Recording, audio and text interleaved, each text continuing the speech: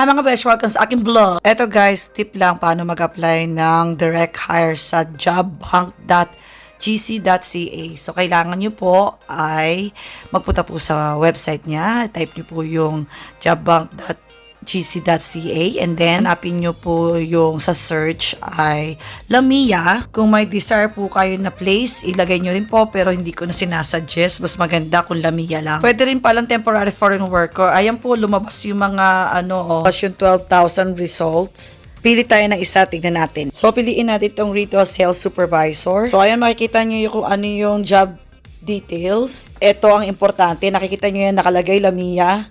Yan ang dapat mahanap nyo kapag naghahanap kayo ng trabaho sa job bank. Ito pa, nakalagay. Pwede daw yung mga wala pang valid work permit. So, meaning, kahit tourist pwedeng mag-apply.